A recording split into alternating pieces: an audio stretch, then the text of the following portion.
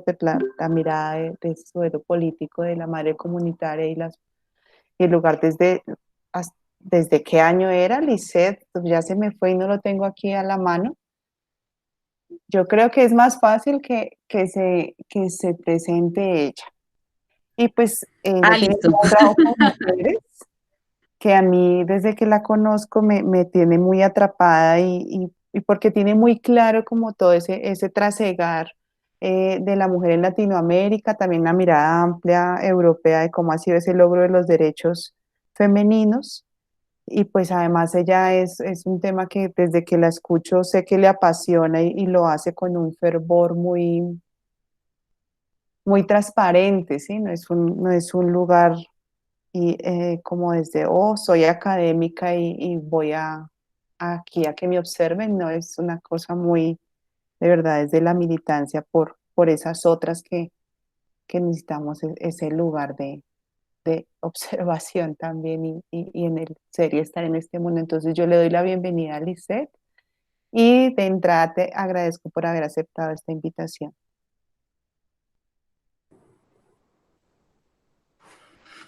Bueno, y buenas tardes. No sé, me presento, digo los temas que he trabajado nuevamente. Sí, pues, como tú quieras, yo creo que esto ya es más charlado. Yo te voy a presentar quiénes están. Mira, está la profe Listo. Isabel Muñoz. Ella es compañera de la línea, ya ahorita se presentará también. Está el profe Luis Juan Carlos, la profe Jenny Lorena Cubillos y tenemos eh, tres invitadas del semillero Muperret, que es el que te he contado que lidero, que es Alexandra Álvarez, que ahí la ves en el circulito, y Diana Alejandra Bendaño. Ellas, ahí tú ves una, pero son dos, porque ellas tienen una historia bien linda y es que mamá e hija estudian pedagogía infantil.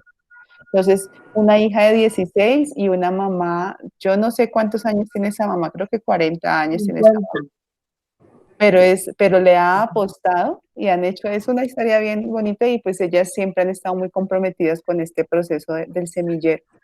Entonces, por eso están también invitadas, porque al tiempo con el semillero estamos haciendo un proyecto eh, consiste en diseñar un curso para formar desde como el proyecto de vida, con una mirada de proyecto de vida a las mujeres que estudian en la carrera. Todavía está en proyecto, pero pues estamos haciendo toda la elaboración del marco teórico también. Entonces, por eso ellas están y nosotros pues haciendo el énfasis de la línea para poder fortalecer y darle una característica especial a nuestro programa. Entonces, ahora sí, es tuyo el auditorio. Bueno, pues muy buenas tardes para todos y todas. Sí, ya conociendo un poco el auditorio, pues, ¿qué les puedo contar de lo que, como que son mis intereses de investigación, mi trabajo profesional, las cosas que he hecho, digamos, en términos académicos y profesionales? Yo soy, como decía Laura, soy licenciada en Ciencias Sociales de la Distrital. Desde siempre estuve muy involucrada con el tema de madres comunitarias, ¿sí? Desde que estaba en la universidad, desde antes de la universidad, estuve muy articulada porque mis dos hermanas menores fueron usuarias de los programas de los hogares de bienestar. Casi que conozco o conocí el nacimiento de los hogares en los barrios. Y estando en la universidad, pues mis prácticas pedagógicas las hice varias de ellas con los jardines de madres comunitarias, haciendo formación a mujeres, pues madres comunitarias, ¿cierto? La maestría, entonces, la tesis de maestría fue sobre las mujeres en los barrios populares, es decir, la forma eh, como las mujeres devenían un poco sujetos políticos en medio de las situaciones de exclusión de los barrios, ¿no?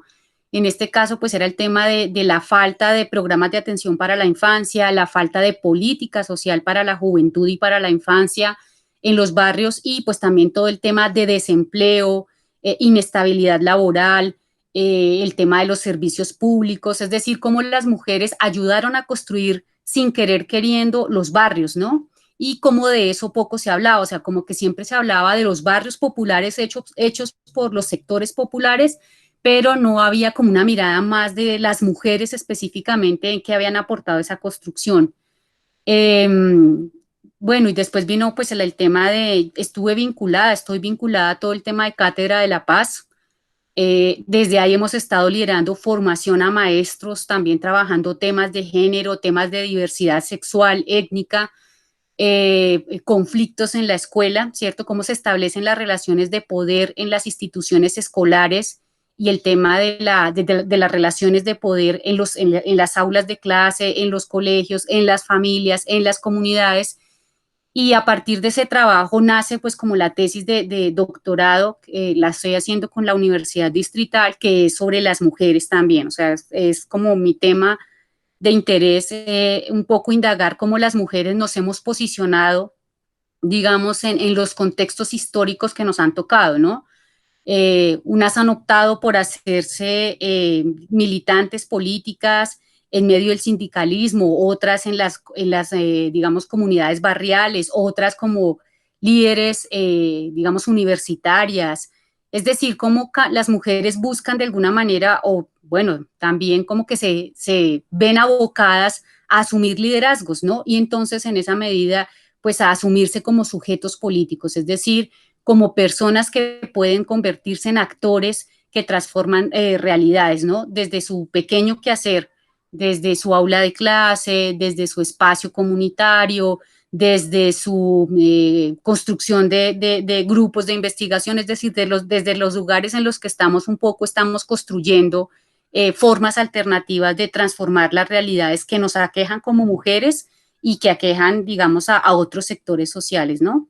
Esas son como como los temas en los que he estado involucrada y en los que he estado trabajando. He tenido, digamos, soy profesora de la Universidad Distrital. Estuve trabajando también con jardines en Bosa. A raíz de esa experiencia, pues es que llego a la Distrital y es allí donde gana como mayor, digamos, énfasis o gano mayores elementos para entender, por ejemplo, el tema de la feminización de las tareas de cuidado, de cómo a veces se extienden labores de cuidado, se despolitizan las tareas de cuidado y simplemente se extienden o se naturalizan a las mujeres en esas labores, ¿cierto? Como son las de criar los hijos, las de la cocina, las del hogar, el sustento del hogar, digamos, educar a los jóvenes y a los niños. Y creo que eso lo permite un poco pasar por la licenciatura en pedagogía infantil de la Universidad Distrital, de donde todavía soy profesora. Gracias, Lisette. ¿Eso, Como Laura, o que, no? claro, nada más porque cada palabra que tú nos compartes, pues no sé, mis compañeros también ahorita entrarán, pero nos lleva como a hacerte preguntas, ¿no? Porque nos hablas con esto último que va cerrando de despolitización de las mujeres en las tareas de cuidado y me dice, y lo hemos, pues no sé si nosotros lo hemos pensado, yo ahorita tú me invitas ahí como a ir por dónde nos vamos para que esto sea validado dentro del programa de que nosotros estamos pues tratando de formar ahí en la línea, ¿cierto? Esa tarea de cuidado, porque siempre es femenina, ¿sí? ¿Cómo buscar si uno formas, pues yo no sé, yo hace unos días lo hablaba y decía, pues de aquí a que tenga 80 años, de pronto pueda que yo vea hombres en pedagogía infantil y eso honestamente me haría muy feliz, ¿sí? Porque pues para mí sí es muy importante que los niños tengan esas figuras masculinas en su infancia, finalmente es donde pueden impactar positivamente para la sociedad. Pienso que es desde ahí, desde la infancia, o sea, ni hablando de futuro, ni presente, ni frases de cajón, pero cuánto el hombre puede aportar ahí desde su masculinidad o desde las nuevas masculinidades, no sé ahí cómo entrar, pero pues yo creo que yo le daría la palabra a mis compañeros también como qué preguntas les mueven a hacer esta introducción tan buena que nos hace Lisset. ¿Están ahí? Sí, ahí estoy. Sí, acá estamos, acá estamos. Y nos dejaste Firmes así y como, completamente wow. sin cámara porque estamos un poquito espelucados. Pero Licen, muchas gracias por acompañarnos. Qué rico, como yo le decía a Laura ahorita por el WhatsApp, conocer a mujeres muy jóvenes que se preocupen por este tipo de cosas y que hagan muchas cosas por por las mismas mujeres. Me pregunto, todo ese cuento de la línea, todo ese cuento lo de poder en la escuela y el manejo de las relaciones. Nosotros empezamos como a trabajar algunos textos y algunos temas importantes sobre sujeto, poder, y a mí me correspondió principalmente eso de poder. Y mira que no, como que no me he hallado, o sea, no he podido como aterrizar realmente, pues porque hemos mirado pues cómo es el sujeto maestro en su dominación y como su rol frente a los chicos. Pero quisiera que de pronto hablaras un poco más sobre eso. Precisamente como vi el título, y no sé si ahí van ustedes lanzando preguntas, traía a discusión dos textos, bueno, que creo que les pueden dar luces a ustedes y que pues a mí me las han dado muchísimo, ¿cierto? Me han dado todas las luces. Y es un libro de Paulo Freire que se llama Cartas a quien pretende enseñar, y un libro de Inés Rosbaco, psicoanalista argentina, que se llama El desnutrido escolar, ¿cierto? ¿Y por qué quería como retomar esos dos textos? Obviamente Freire tiene una obra pues mucho más amplia sobre el tema de educación, pedagogía del oprimido, pero digamos un poco respondiendo a la profe Isabel, es una pregunta por el lugar que uno ocupa, ¿cierto? O sea, la primera tarea de uno como sujeto educador es una pregunta por el lugar que uno ocupa. Y esa pregunta tiene que, digamos, ser tan crítica que le permita a uno ubicarse, ¿sí? Es decir, que uno sepa desde dónde está hablando, ¿cierto? Algo así como los lugares de enunciación.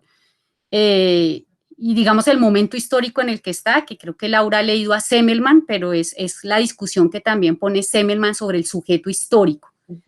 Es decir, un sujeto que se ubica en las condiciones contextuales que le tocaron, ¿cierto? Para saber hasta dónde está hecho y hasta dónde puede hacer, ¿cierto? O sea, para mirar para adelante, como decía un poco Semmelman.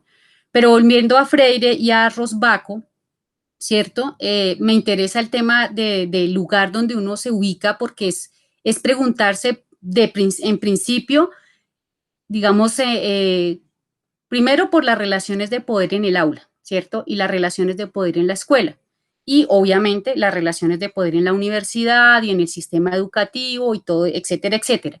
Y de qué manera uno promueve o, digamos, promueve unas relaciones de dominación excluyentes o racistas o sexistas, ¿cierto?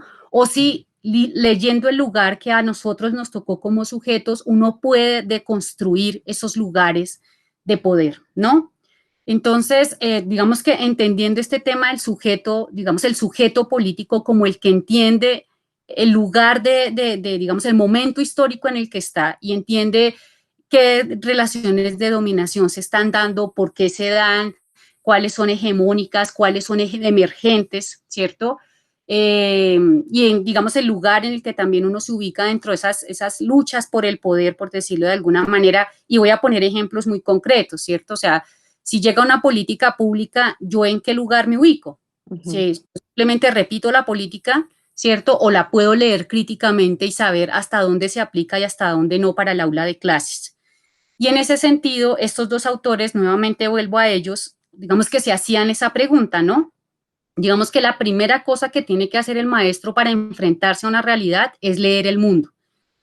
Y leer el mundo significa, pues, obviamente, hacer un proceso, un ejercicio reflexivo, crítico, sobre el mundo que a cada uno de nosotros nos ha tocado. Entonces, yo, digamos, rescato estos dos textos porque digamos que Paulo Freire, en esas cartas a quien pretende enseñar, que para mí fueron muy interesantes para, digamos, trabajar con mis estudiantes, y es que él pone dice una discusión, y aquí viene un poco lo que hablaba Laura, y él decía, hay una carta que se llama Maestra Tía, la trampa, ¿cierto? Y él pone una discusión que se está adelantando en Brasil, creo que a finales de los años 90, si no estoy mal, y él dice que la política pública en Brasil para la primera infancia es una política asistencialista, ¿sí?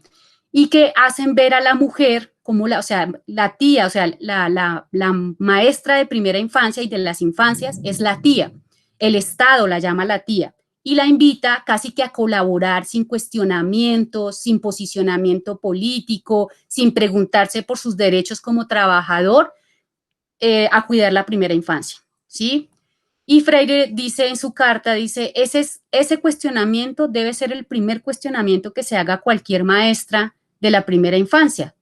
¿Por qué nos tratan con esa familiaridad? Porque eso de alguna manera despolitiza, le hace pensar a la mujer que cuidar a los niños y las niñas de la vecindad es una tarea más y que le está apoyando al Estado. Y uno traslada eso que decía Freire al todo el tema de madres comunitarias o a las mujeres que, digamos, se forman en las universidades en pedagogía infantil, y mucha de la política habla de eso, ¿cierto? Entonces hay una infantilización de los niños y las niñas, y entonces las mujeres son las tiernas, y entonces las mujeres son las bonitas, las que no gritan, las que nunca se enojan, porque casi reemplazan a la mamá, y la mamá todo lo permite. Entonces la tía, decía Freire, pues es una mujer súper cariñosa que nunca va a cuestionar su lugar de dominado, ¿sí? Porque ¿cómo le va a protestar al Estado, por ejemplo, por un salario justo, o porque, y entonces el debate era porque las mujeres querían ir a paro, y él decía, claro, las mujeres tienen todo el derecho de ir a paro, porque que cuiden la infancia, que es se supondría, digamos, él no lo diría en estas palabras, pero digamos la sociedad actual diría la infancia es el capital más preciado, pues no pueden mandar a cualquier maestra, ¿cierto? Y si las condiciones laborales son tenaces, pues las maestras tienen todo el derecho a protestar. Y él hacía como una, digamos, nos invitaba, ¿cierto?, a revisar el lugar que ocupamos las mujeres en el tema del cuidado. ¿Sí? Digamos que para el caso brasilero, pero uno lo trae al contexto colombiano y es totalmente aplicable. Entonces, en ese sentido, él decía, claro, las mujeres tienen que politizar su labor, tienen que entender por qué ese afán ahorita de cuidar la infancia, por qué ahora su labor sí es importante y a pesar de ser importante es mal remunerada, ¿cierto? Y en esa medida tienen que empezar a organizarse, tienen que empezar a sindicalizarse, tienen que empezar a demandar cosas, digamos, derechos para ellas y para los niños y las niñas, porque el Estado no lo va a hacer, porque el Estado lo que le interesa es una política asistencial. Y venía el segundo punto que de esas cartas me interesa bastante, que yo creo y lo debato todo el tiempo con mis estudiantes de pedagogía infantil y con otros porque soy profesora en la licenciatura en ciencias sociales. Y la otra carta decía que nosotros como maestros, digamos que creo que eso es de las cosas que más hay que abonarle a Freire, ¿no? Él decía que uno como maestro no se podía quedar con las ramas fáciles.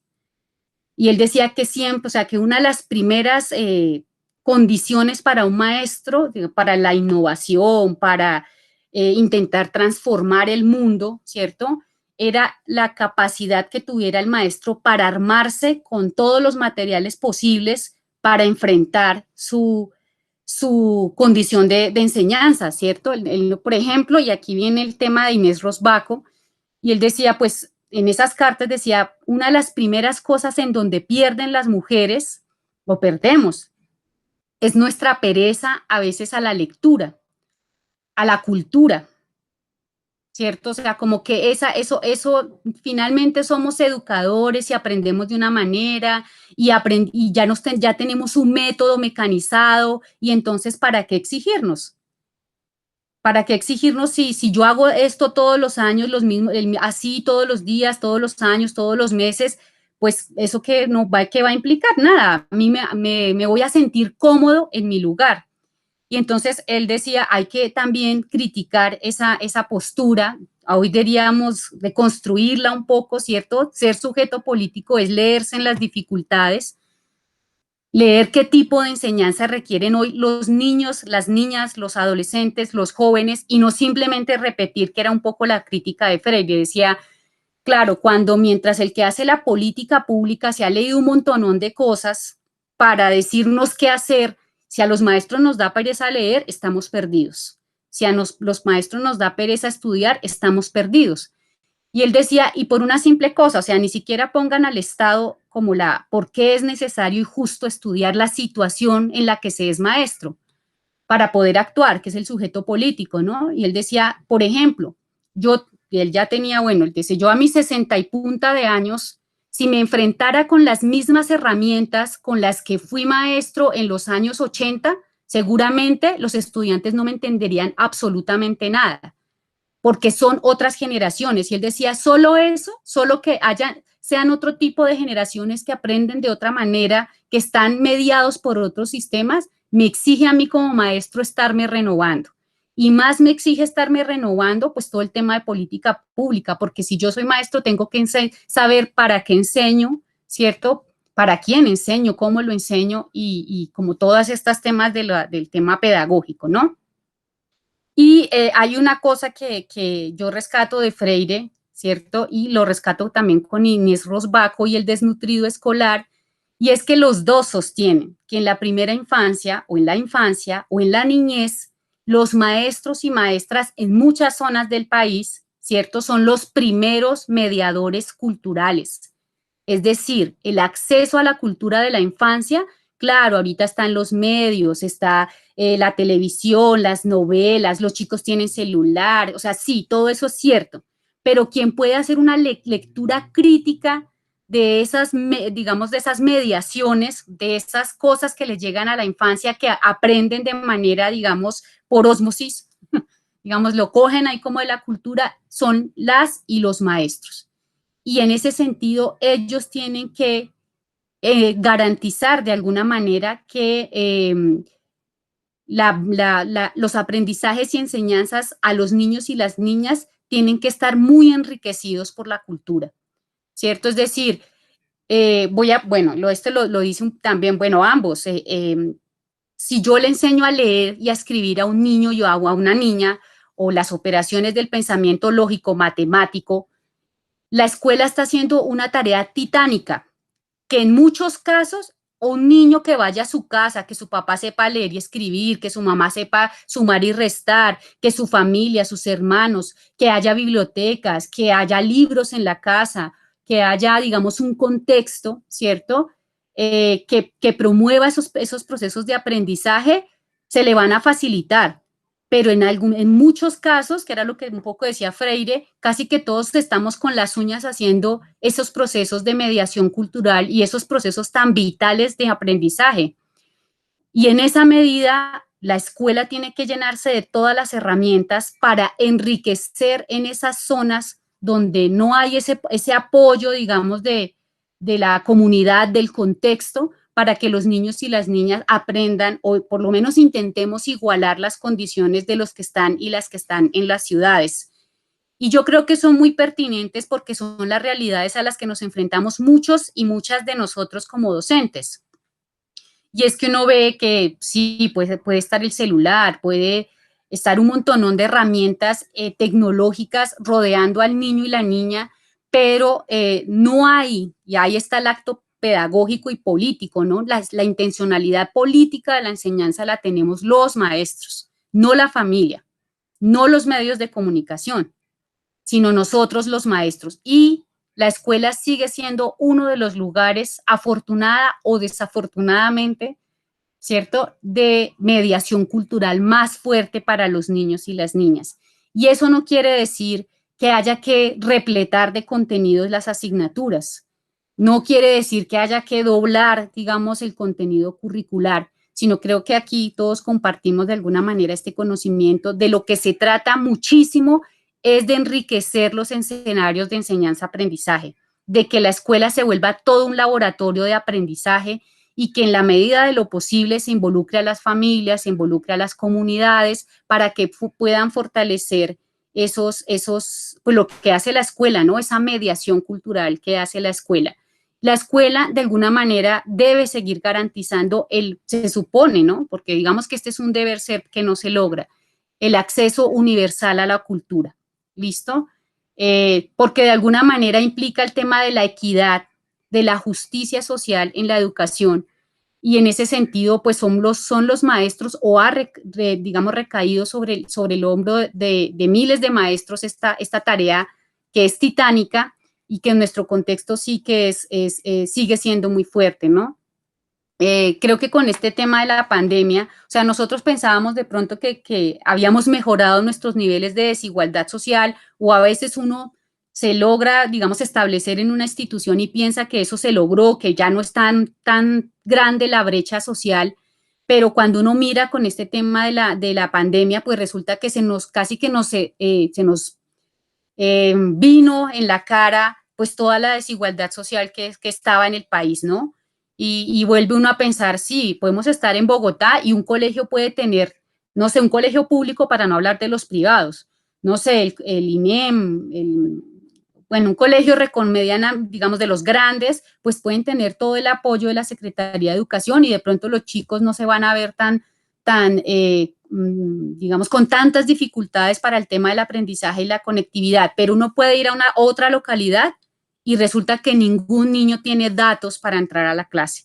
Ninguna de las familias tiene datos para entrar y mucho menos tienen computadores. Muchos se conectan desde los celulares de sus papás, de las mamás, ¿cierto? Entonces, eso nos demuestra que hay muchas dificultades en el sistema educativo que uno como maestro sí tiene que preguntarse qué papel juega ahí, ¿cierto? Porque claro, uno puede dejar pasar, dejar hacer y dejar pasar, y también eso, digamos que no hacer también es una forma de hacer, pero si uno, digamos, se asume de una manera crítica, ¿cierto? De alguna manera comprometida con la realidad social, se posiciona como sujeto político, pues eso implica que uno tome posición frente al tema de la desigualdad social educativa que existe en el país y que intente de alguna manera, yo no digo que no sea fácil, porque creo que a todos los que somos docentes tenemos esa misma angustia, ¿no? ¿Cómo lograrlo?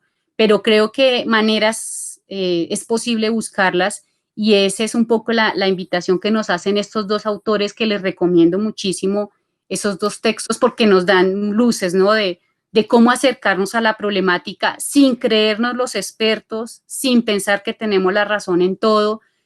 Casi que nos invitan es más a indagar nuestras propias dificultades educativas en los contextos en los que estamos.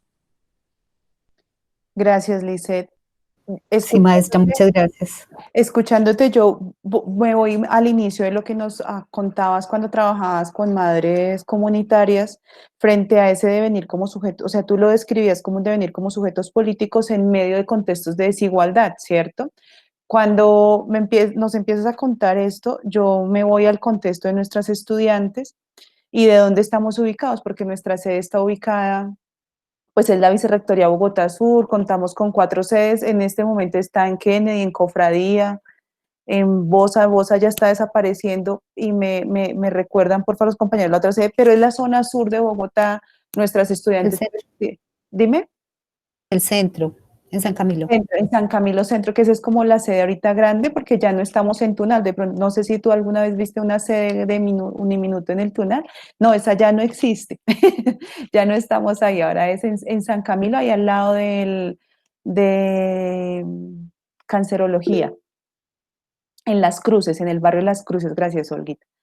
Entonces, nuestros estudiantes, cuando uno empieza a escuchar sus historias de vida, pues tienen todos esos lugares, ¿no? Vienen de contextos bien fuertes, donde creo que a muchos nos ha tocado, a otros menos nos ha tocado, porque tampoco acá es de clasificación, pero de ese codear para poder llegar a ese lugar privilegiado que es entrar a la universidad, porque si uno crea que no, yo considero que sigue siendo un privilegio y más el ingresar. Ya no sé qué es más privilegio, si entrar a la universidad pública o entrar a la universidad privada. La verdad, eso ahorita para mí es todo un interrogante gigante. El caso es que llegan a la universidad y llegan y ellas dicen pues que les encantan los niños y es una primera mirada que poco a poco uno en las entrevistas o en los estos va como desdibujando y les va como, sí, haciendo otros filtros.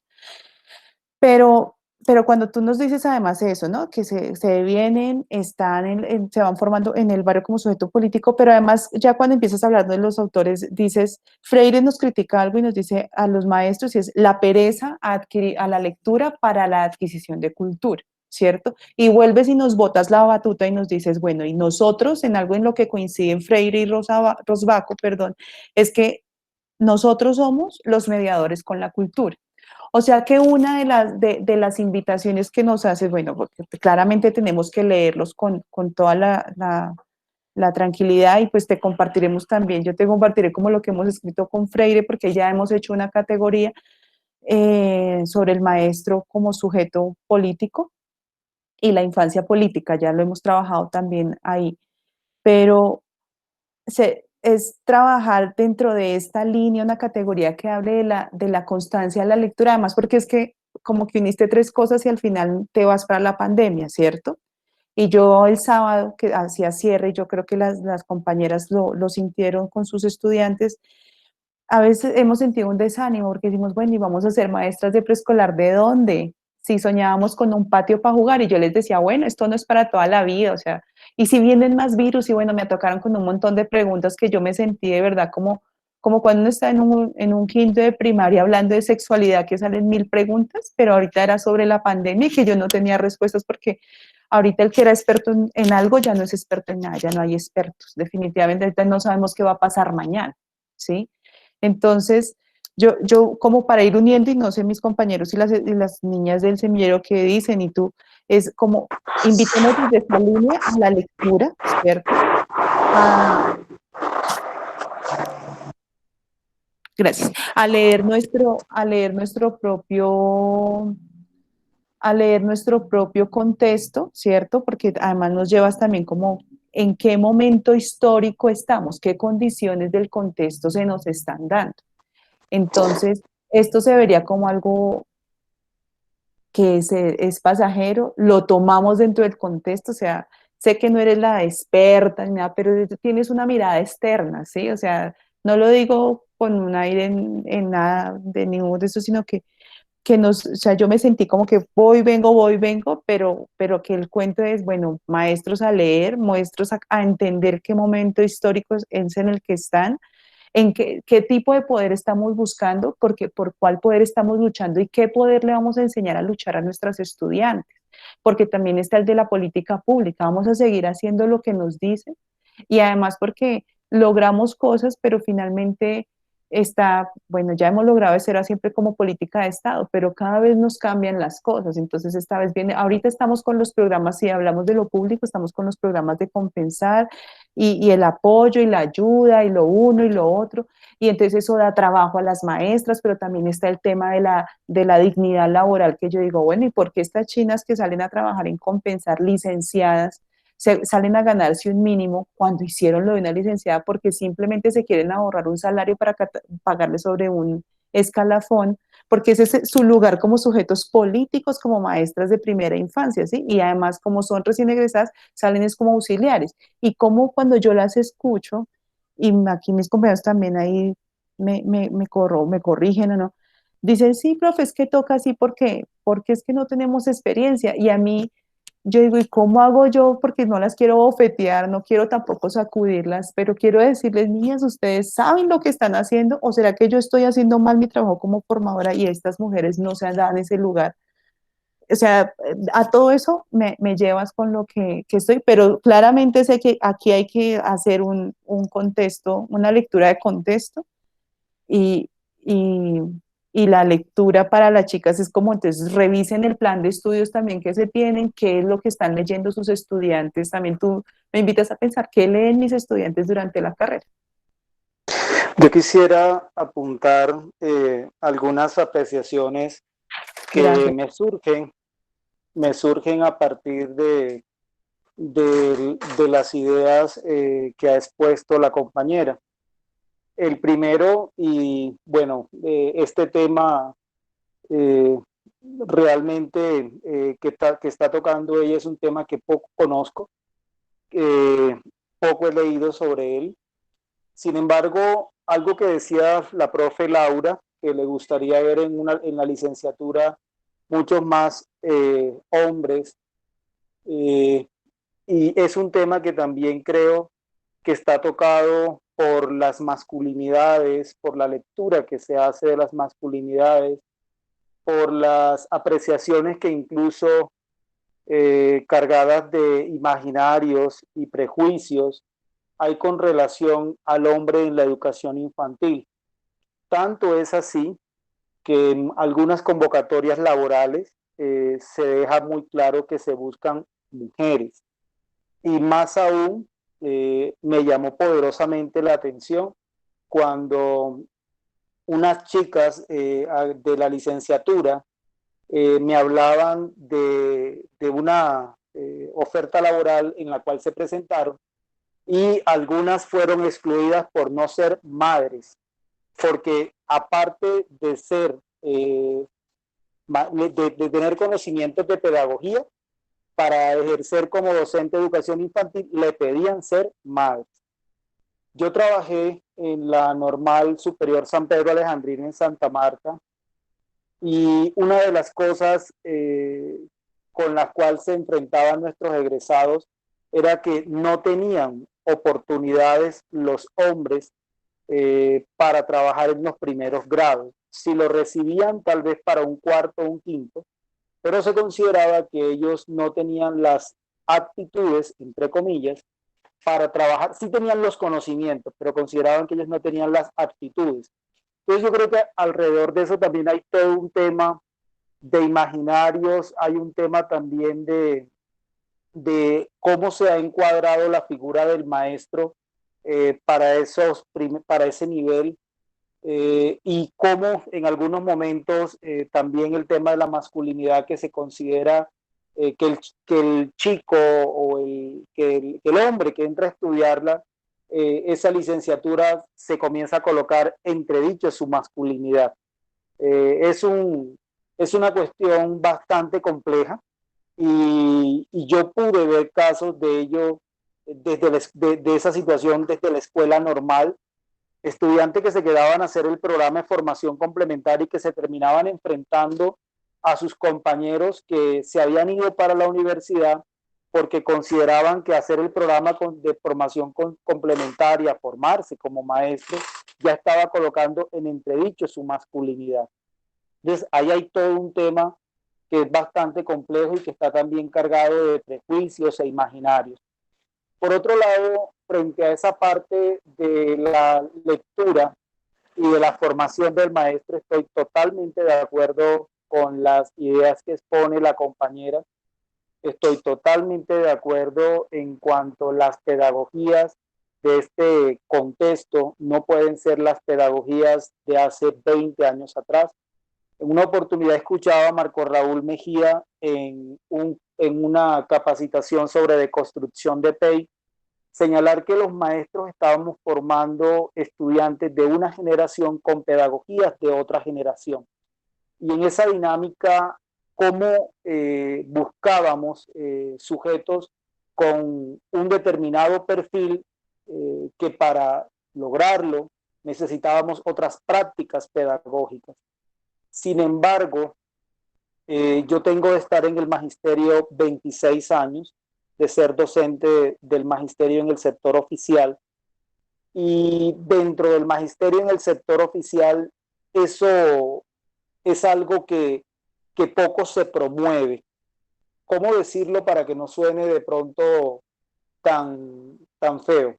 O sea, el maestro que estudie, el maestro que lea, el maestro que indague, el maestro que busque la innovación como parte de la construcción de su práctica pedagógica, es algo que dentro del magisterio en el sector oficial poco se promueve, y más aún se comienza a recriminar y se enfrenta el maestro a determinadas situaciones complejas cuando compañeros de otras áreas o de otros niveles consideran que lo que él está haciendo, ¿para qué? Entonces, el estudiante, tal vez tú lo quieres llevar por una dinámica de resignificación conceptual, a partir del uso de organizadores gráficos de la información, vamos a colocar la heurística, vamos a colocar el mapa conceptual, pero compañeros que consideran que eso es perdedera de tiempo y el estudiante se enfrenta a un fuego cruzado, y prácticamente eso pone en entredicho el mismo trabajo del maestro, y los mismos compañeros de cierta manera ejercen una presión dentro del mismo gremio como para qué tú te vas a complicar con eso. no puedo decir que sea el 100%, pero es algo que se ve de manera muy significativa. Y por otro lado, mire, yo le voy a contar una experiencia que a mí me pareció chistosa. Cuando yo llegué aquí, yo tengo de estar acá en Bogotá 3 años, yo inicié mi ejercicio como docente en Santa Marta. Cuando yo llegué acá, entregué mis documentos y la coordinadora de la institución, cuando me recibe mis documentos, yo anexé la hoja de vida y la coordinadora, ella me dice, uy, profe, entonces usted, mejor dicho, está en el último nivel del 1278. Entonces yo le digo, no, yo soy 2277. ¿Y usted para qué hizo un doctorado? ¿Usted para qué perdió esa plata? Si usted no tenía que hacer eso, ¿para qué usted se metió en eso? Pero de una manera así como que, o sea, usted qué estaba pensando. Y te estoy hablando de la coordinadora académica. Yo estoy hablando de algo que fue real, que algo que me pasó. Entonces, como que uno dice, o sea, ¿cuál es el imaginario? ¿Cuál es el punto ahí? Porque las dinámicas que se viven dentro de los colegios públicos muchas veces llevan a que ese interés formativo se amarre a mejoras salariales, se amarre a cumplimiento de pronto con determinados compromisos dentro del plan que acordaron con los directivos docentes y no por una motivación intrínseca que llevó al docente a buscar una mejor formación para resignificar sus prácticas pedagógicas. Incluso la hoy vicerrectora de docencia de la Universidad del Magdalena, un día de una manera descarnada, hablando con ella sobre este tema, ella me hablaba, es que la perversidad del sistema es tan grave que el sistema nos está llevando a que hoy por hoy la gente está buscando maestría, doctorados, compañeros del 1278, por mejorar salarialmente, entrando en la misma dinámica que entraron muchos compañeros del 2277, que cuando llegaban al grado 13 hacían la especialidad, pero para ascender al grado 14, no la especialidad como una oportunidad de cualificar su formación. Y en esa dinámica me decía ella algo que es realmente válido. ¿Cuántos compañeros luego no comienzan a verse frustrados porque hacen unos estudios de alto nivel y resulta que en sus prácticas pedagógicas no logran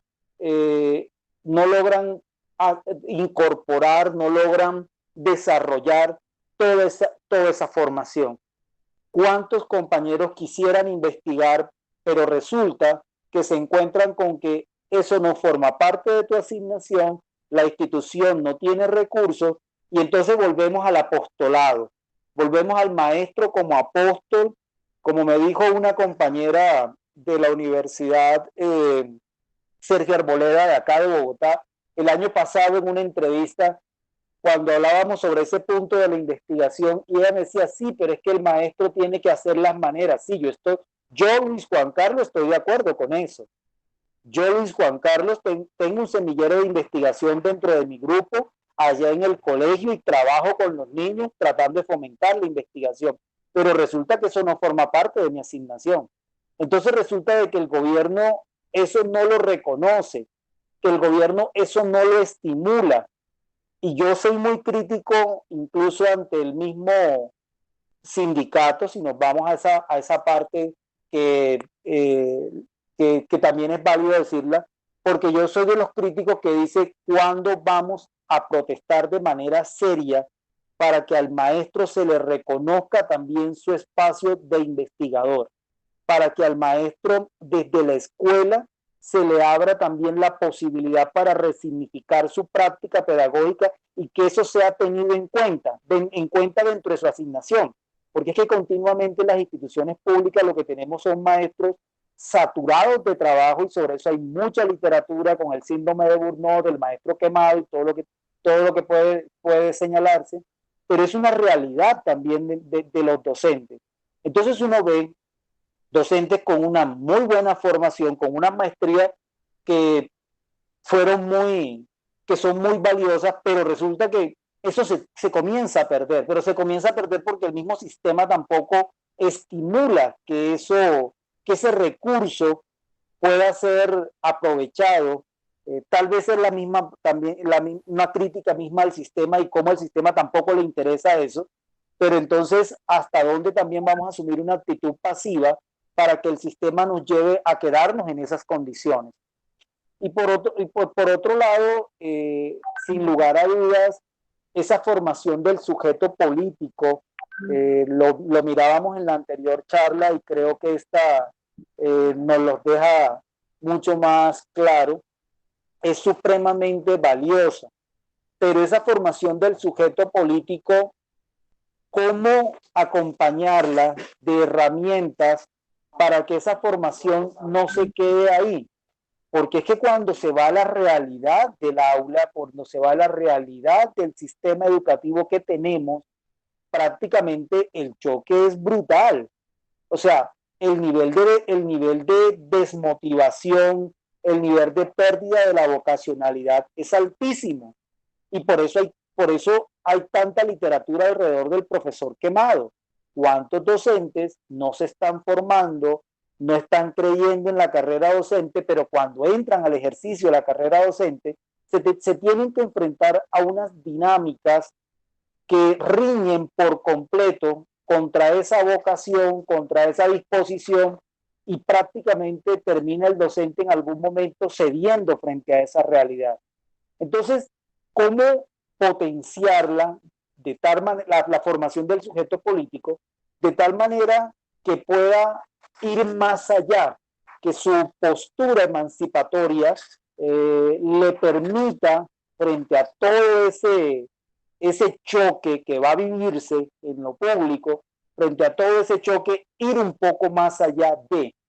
Uno de los estudios que hicimos en la normal de egresados dejaba ver que muchos de los egresados terminaron el programa, comenzaron a ejercer y no continuaron ejerciendo cuando se encontraron con todas las situaciones que se viven dentro de la realidad del sistema educativo. Y eso que en la normal hacían los muchachos práctica en colegio privado, colegio público, colegio rural, colegio educativo, y aún así el común denominador de los que no seguían la carrera docente estaba ahí. Muchos cargados de motivación, pero, profe, ¿cómo me iba yo a quedar en eso si me encontré con esto y esto? Entonces, ¿cómo formar ese sujeto político para que su postura, para que su conciencia pueda mantenerse viva? Sería una gran pregunta.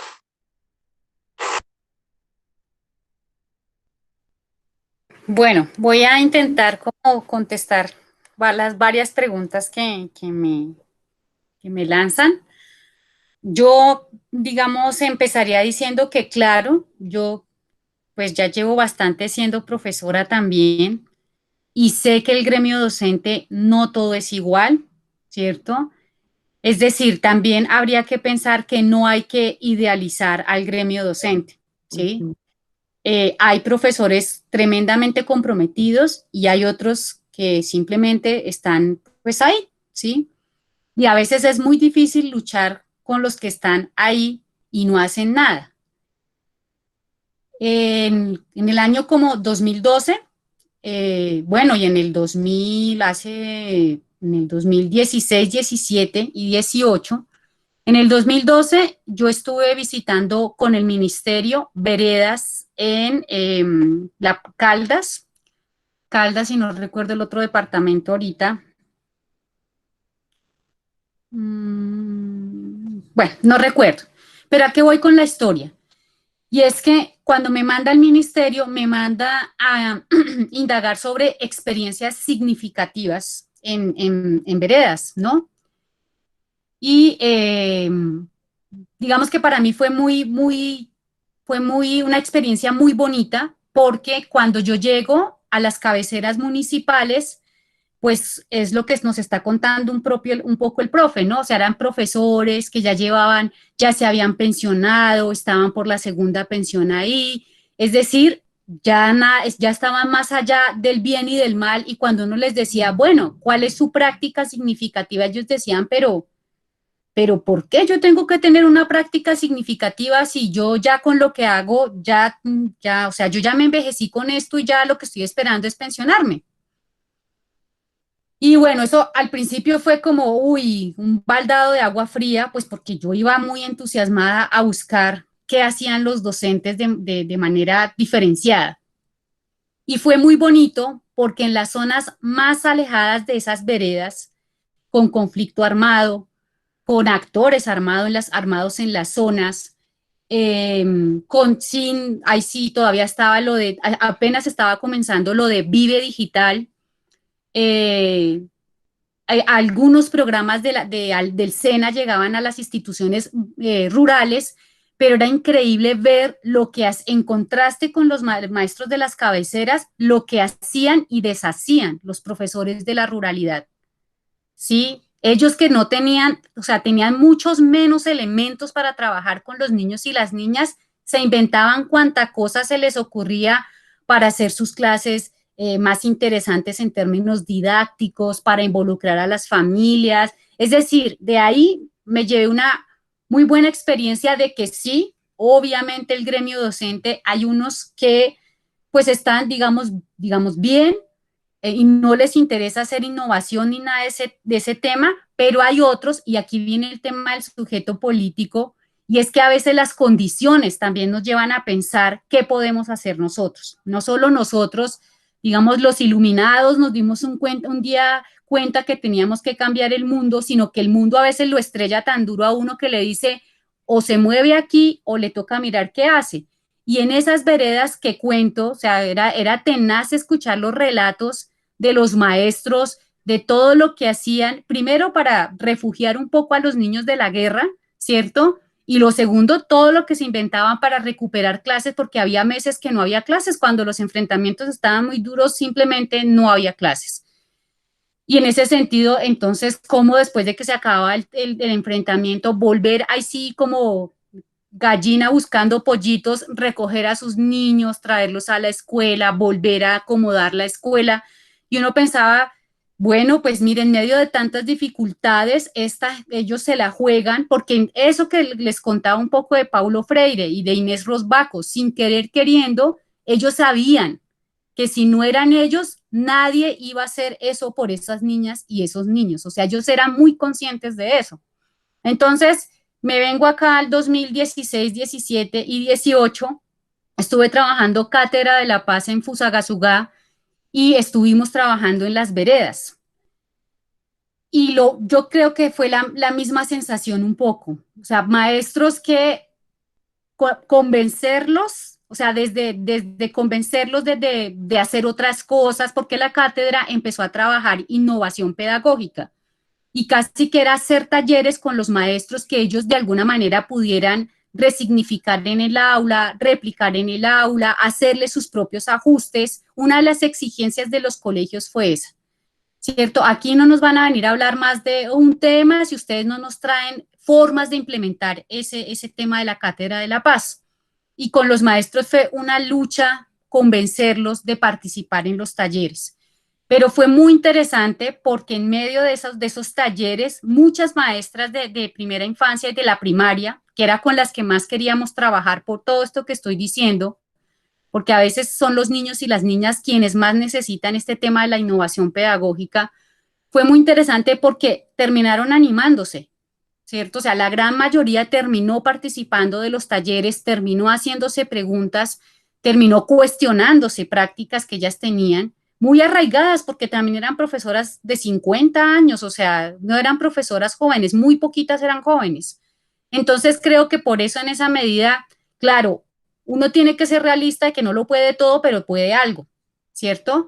Y creo que a veces es la dificultad, o sea, enfrentar la dificultad, como lo dice Freire, o sea, bueno, o el elogio a la dificultad, ¿cierto?, de nuestro filósofo colombiano, es pensar en qué situaciones nosotros educamos y nuestras estudiantes a qué situaciones también se enfrentan y poder darles elementos para que ellas lean esa realidad. Cuando yo hablaba de la lectura, podrán saltar hoy porque la lectura no está de moda, ¿cierto? Pero estos dos autores que yo les nombro, o el mismo elogio a la dificultad, ¿cierto?, de Zuleta, es esa necesidad que tenemos los maestros de poder estudiar el lugar en el que estamos, ¿cierto? Y aquí se critica muchísimo el tema de que copiamos todo el tiempo, todo lo que nos llega sobre los niños y las niñas foráneo. Y yo creo que sí, a nosotros nos falta mucho indagar cómo son los niños y las niñas de nuestros países, de nuestras realidades, de la ruralidad, del urbano, ¿cierto?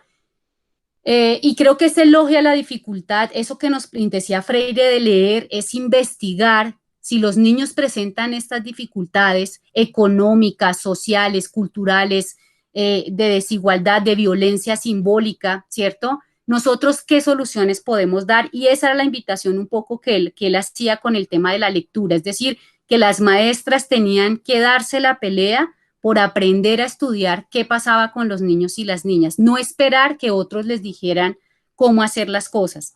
Y yo creo que esa es una cosa que uno sí debe, digamos, no sé si propiciar, sí, esa es la palabra, como promover dentro de las estudiantes, ¿cierto?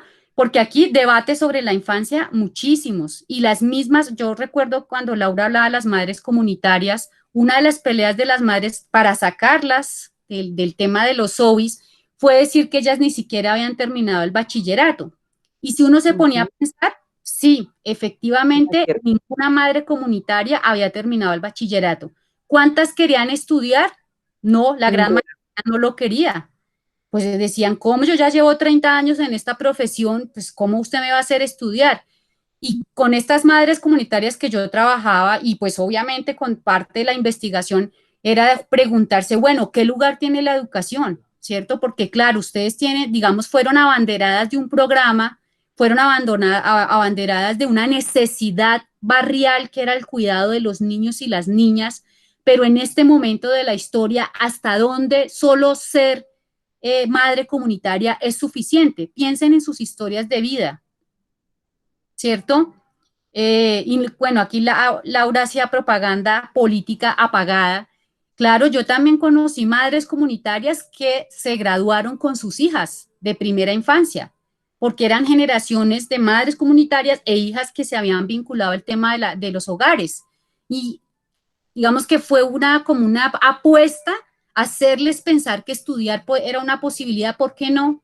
¿Cierto? O sea, le iban a ofrecer, o sea, si esa era la pelea para sacarlas, ¿por qué las madres comunitarias no podían estudiar? Y muchas dijeron que no, pero otras dijeron que sí, y demostraron que estaban, digamos, que podían dar la pelea para mantenerse en los programas de bienestar, pero aquí viene, digamos, como las críticas que se hacían, ¿no? O sea, digamos que al ICBF había que cuestionarle muy fuertemente cuando inició el programa por qué se permitió que fueran madres sin primaria y sin bachillerato las que asumieran los niños y las niñas. Ahí sí no fue un debate su educación. Vino después, ¿cierto? Y sí, yo creo que todavía se sigue pensando que cualquiera puede educar a los niños y las niñas. Se sigue, como dice Laura, por debajeando la tarea del cuidado.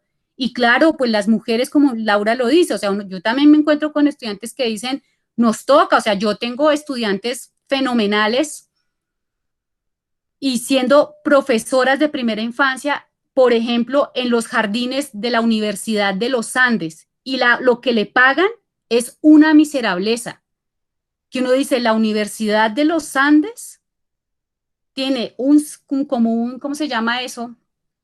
Se me olvida el nombre, como una franquicia de jardín, ¿no? Entonces es el jardín super guau, una vaina, un marketing, obviamente ahí están los hijos de los profesores y estudiantes de los Andes, pero ¿cómo se hace rentable eso? Pues porque contratan peladas, a las profesoras se les puede pagar barato, pero la pensión no baja de 2 millones de pesos por niño, ¿sí? Entonces a lo que me quiero referir es cómo a las mujeres incluso en programas exitosos se les rebaja su salario y se les rebaja su condición de cuidadoras. O sea, aquí este país no valora esa tarea. Y cuando uno le preguntaba, cuando estuve trabajando en Bosa a las mujeres, no, yo con un técnico soluciono esto. Y uno pensaría, como dice el profesor, sí, pues finalmente, ¿para qué estudiar más si no van a pagar más? A las mujeres que cuidan a los niños y las niñas, yo creo que por mucho 2 salarios mínimos, y eso sí les va bien, ¿cierto? Entonces, claro, cuando uno se enfrentaba a ellas y decían, pues yo hago un técnico, ¿yo para qué voy a hacer profesionalizarme en primera infancia si con el técnico ya me van a pagar lo mismo? Era con lo que uno se encontraba. Entonces, argumentarles por qué era necesaria la profesionalización, que era una forma, si bien no se iban a ganar más, si bien, o sea, era una forma de posicionarse ellas como sujetos del conocimiento, como que ellas eran, no tenían por qué estar esperando que se hiciera la política, que ellas podían inventarse cosas, que podían innovar en el aula, que no todo lo tenía que llevar. En este caso era el DAPS, bueno, el de Sí, bienestar social, ¿no? En el caso sí, de Bogotá. al antiguo DAP, porque ahora ya nos volvimos Exactamente. secretaría. Entonces, claro, o sea, yo sí pienso que aquí se por debajea el tema del cuidado de la infancia. Y en ese sentido, eso, la profesionalización, muchos no la ven como una salida porque es que no, ni siquiera es rentable para las mujeres, ¿cierto? Y por eso creo que este tema de posicionarse, este es uno de los debates necesarios que hay que dar. ¿Qué importancia se le da al cuidado y a quienes ejercen el cuidado, que en su mayoría son mujeres? Es una tarea tremendamente feminizada, es decir, se ha querido que sean las mujeres porque con todos estos argumentos que yo daba, ¿cierto? Decir que es una tarea materna, que es una tarea de extensión a la comunidad, que finalmente es querer a los niños, que no importa el salario, que igual ella lo que está haciendo es un servicio, etcétera. Es una forma de decir que esa tarea la pueden seguir haciendo ellas mal pagas, no reconocidas, no profesionales, etcétera. Yo creo que más allá, claro, o sea, todos queremos mejorar nuestra situación profesional y económica, pero posicionarse, ser sujeto, es decir, claro, vale darse la pelea, porque es que precisamente eso es lo que nos quieren negar, que nosotros, que es un conocimiento específico, que requerimos de mayores elementos para trabajar con las infancias, que aquí los programas son tremendamente asistenciales. Hola, hola Wilson. Son de la, digamos, para los niños, ¿cierto? Y en ese sentido, creo que es como una de las tareas que hay que trabajar con con las mujeres que se educan para ser profesoras de primera infancia. Yo quiero dar un último ejemplo que no toqué con Inés Rosbaco, y es que ella siendo psicoanalista, termina diciendo, y esto lo quiero decir porque a nosotros se nos mete un problema y de ahí no nos saca nadie. Entonces, esto ya lo decía a finales de los 90, ¿no? Decía que no existían los problemas de aprendizaje. Esa es la teoría de ella. Ella decía, para entender problemas de aprendizaje en el aula, en sectores vulnerables, ella hablaba del tema, digamos, de Buenos Aires, ¿cierto? De las zonas obreras. Entonces ella decía, un día en mi consultorio podía tener 30 niños que los profesores me traían porque no aprendían a leer y a escribir, porque no aprendían a sumar y restar. Y yo dije, no, yo no puedo tener 30 niños acá todas las semanas, pues, a ver, o sea, trabajando individualmente, ¿cómo los voy a atender? Entonces, casi que su pelea fue demostrar, 2 segunditos que está sonando mi celular, pero ahora no lo encuentro. Bueno, ahorita contestaré. Fue intentar evidenciar cuál era el problema, ¿cierto? Entonces yo peleo mucho porque siempre escucho de mis estudiantes, es que el niño tiene problemas de aprendizaje, es que el niño, y uno dice, primero, nosotros no somos psicólogos, y segundo, que es esto lo que le rescato muchísimo a Inés Rosbaco, nuestra labor es sociocultural. Los problemas de inteligencia, los problemas de aprendizaje, los problemas, lo que ella habla de la deserción escolar, hay que mirarlos en el conjunto de la sociedad. No, la escuela no puede resolver problemas sociales históricos. Y ella está hablando para el caso argentino, ¿cierto? Ella dice, un fracaso escolar no es un fracaso ni de la familia ni del niño, es un fracaso del sistema económico que expulsa a las familias, digamos, de la producción, ¿cierto? Y entonces ella dice, claro, o sea, a uno le queda muy difícil decir, es que este niño no aprende porque no tiene papá, porque no tiene mamá, porque su papá no tiene empleo, porque su mamá, bueno, tampoco lo tiene, porque pide dulces, perdón, monedas, vende dulces, que es lo que ella está mostrando. Dice, no, aquí el problema real, o sea, uno no le puede achacar el tema del fracaso escolar a una familia, sin entender cuál fue la situación por la que esa familia atravesó que terminó siendo también un fracaso para ellas, ¿no? Y ella, digamos, en su teoría lo que evidencia un poco es que, claro, es una violencia económica que se repite todo el tiempo y que en estos sectores, ¿cierto?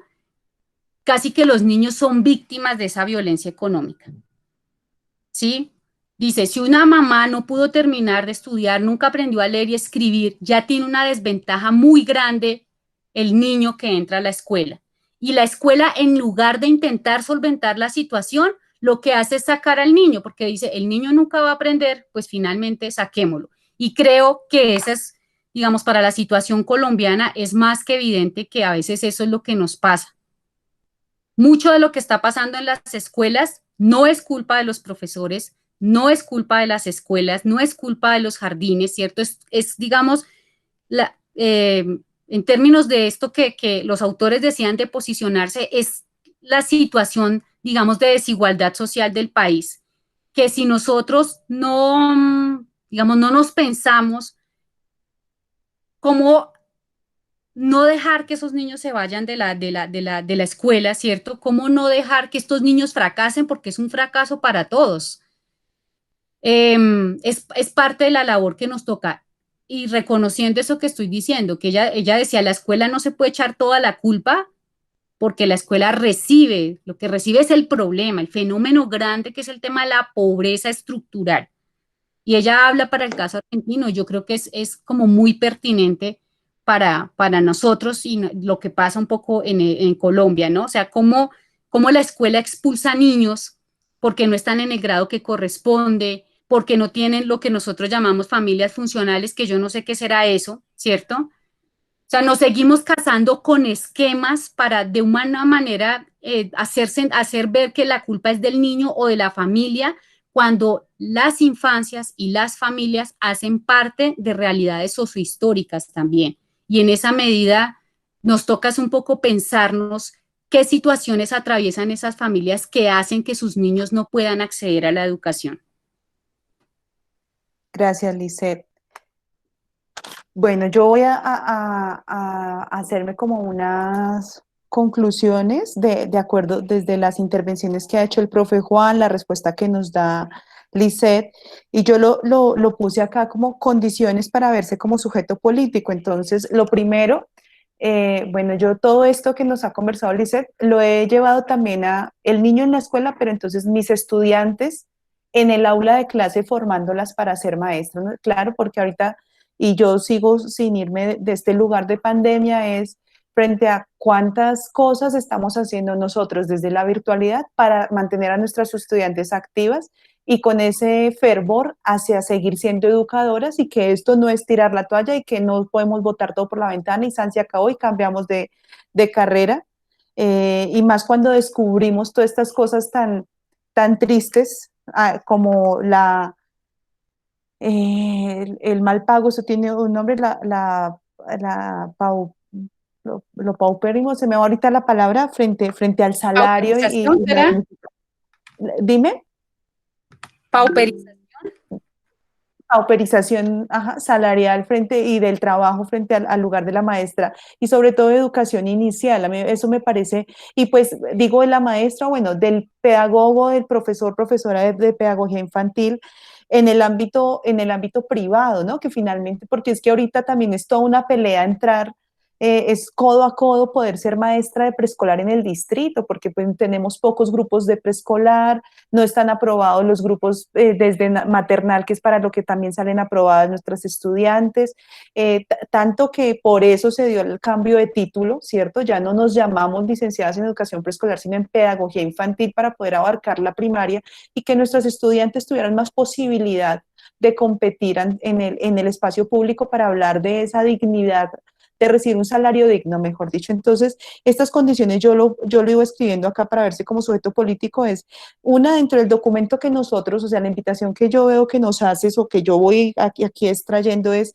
que algo que debemos escribir es formas de implementar. ¿De dónde lo tomo? De lo que te decían a ti los maestros, los profesores en Caldas y en las veredas de Fusagasugá, donde cuando llegaban con Cátedra para la Paz y les decían, deme formas de implementar. Entonces yo me imagino que nuestros estudiantes también nos dirán, dígame cómo yo implemento conmigo misma ser sujeto político, ¿sí? Dígame qué es verme al espejo y decir que yo desde ahí, desde la experiencia. Yo me imagino muchas cosas más y yo creo que los compañeros pues también irán votando ahí otras ideas de qué formas hay y cómo yo le doy como ítems de esto significa y como algo muy que sea, a pesar de que va a ser una línea de marco conceptual, decirle con ejemplos muy tácitos, aterrizados, pues desde los autores que nos invitas, cómo se haría, cómo lo implemento.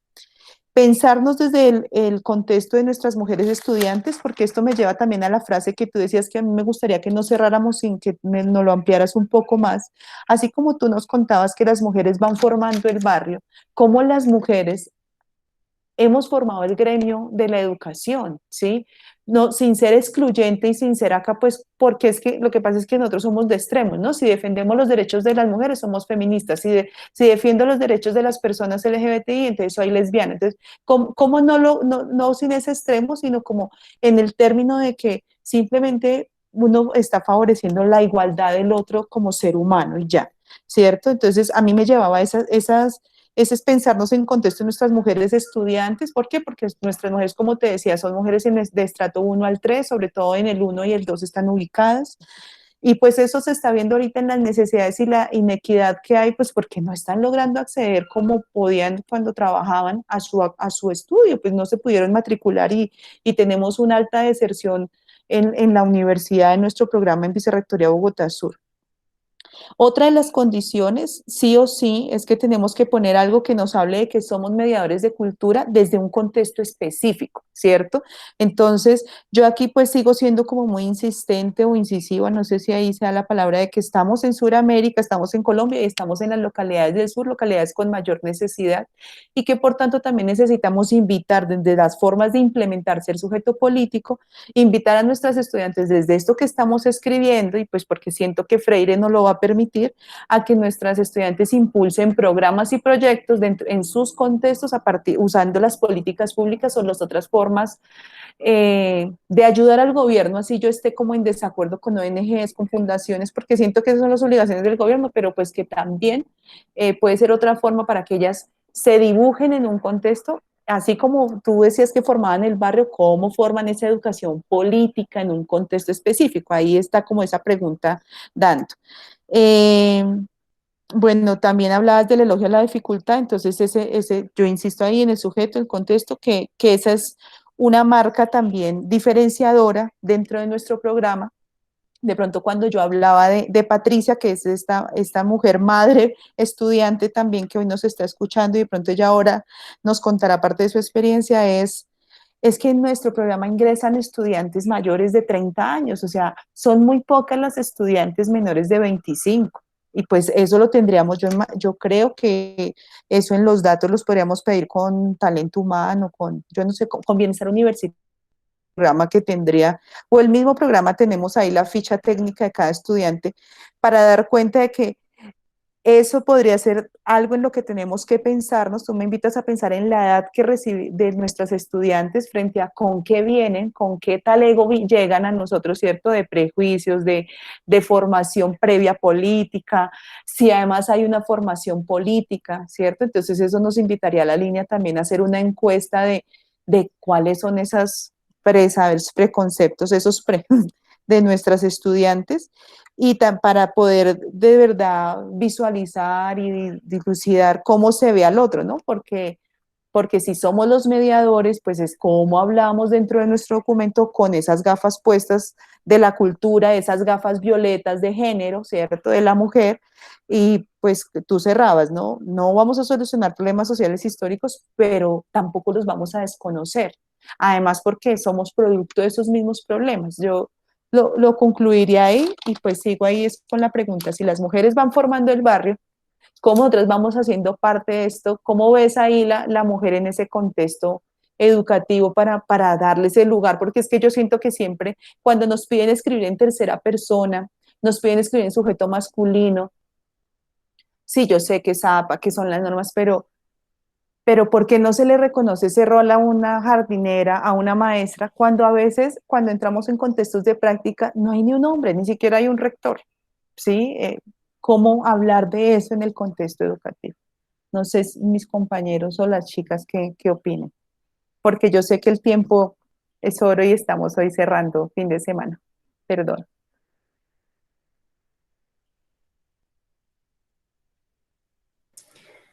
Bueno, no sé si alguien más quiera preguntar. Yo creo que yo pienso que una forma de asumirse dentro de la historia, ¿cierto? Solo, digamos que uno lo trabaja un poco con todo el tema de los talleres y actividades, bueno, las didácticas de memoria histórica. eh, pero también, bueno, el tema de la antropología, ¿cierto? De la etnografía.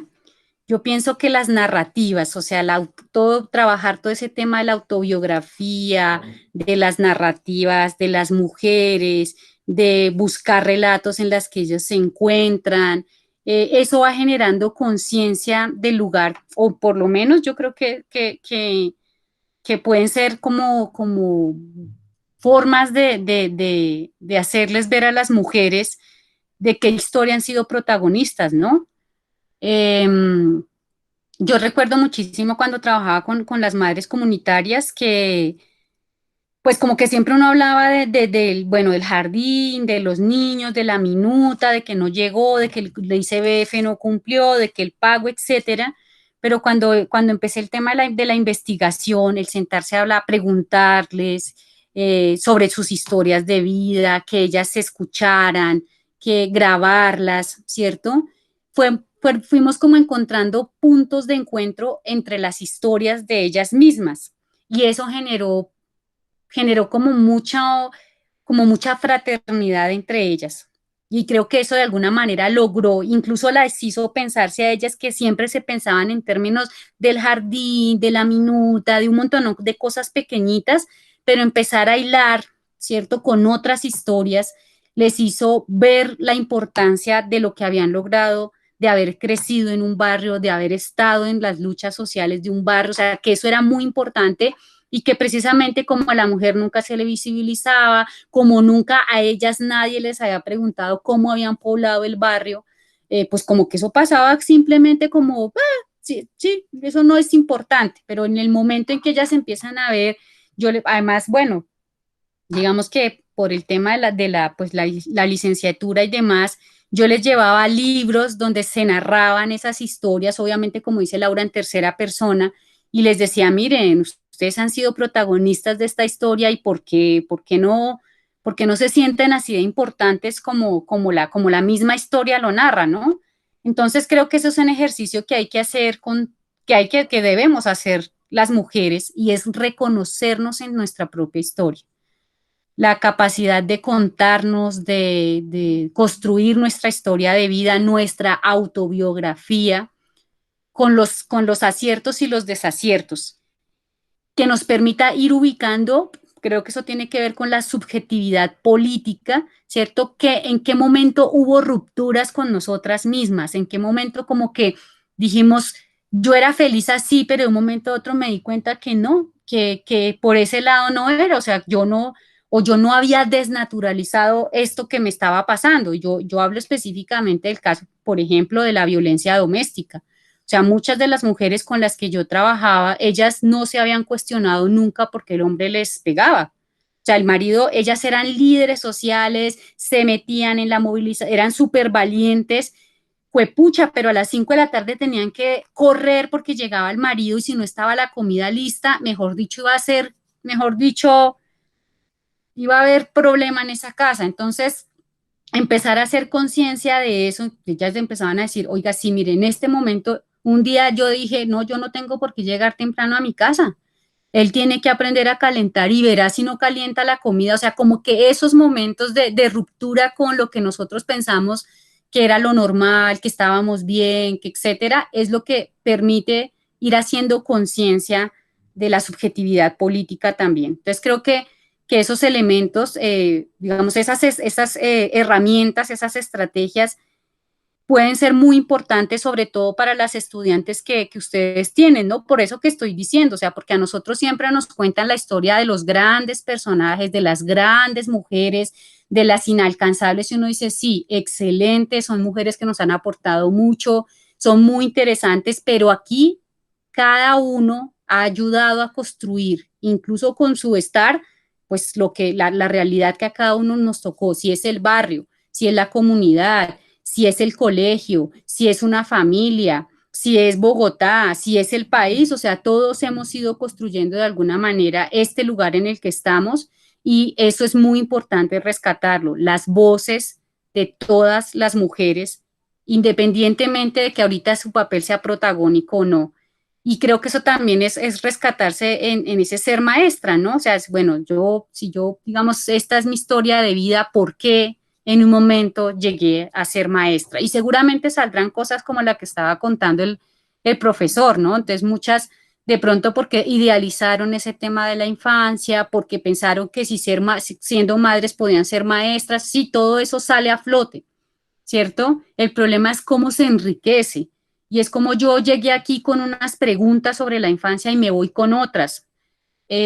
¿Cómo me voy con una? Yo pensaba que con los niños y las niñas se trabajaba así, pero encuentro que también se puede trabajar de otras maneras y eso también enriquece mi práctica.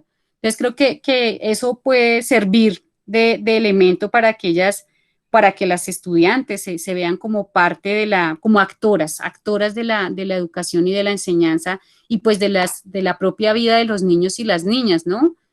Yo creo que algo que toca bastante es eso, o sea, hacer, digamos, hacernos ver que nosotros estamos tocando, no estamos haciendo una olla, no estamos haciendo un zapato, si tenemos 5 niños, 15 niños, 10 niños, 20, 45, 50, son vidas que estamos tocando y esas vidas, cómo se van articulando, mi vida, cómo se articula con esas otras vidas. Y si miráramos más allá, no solo con esas vidas, sino con las vidas de los familiares de esos niños y esas niñas, y aprender a tejer esas historias de vida de todo, sería muy, muy interesante.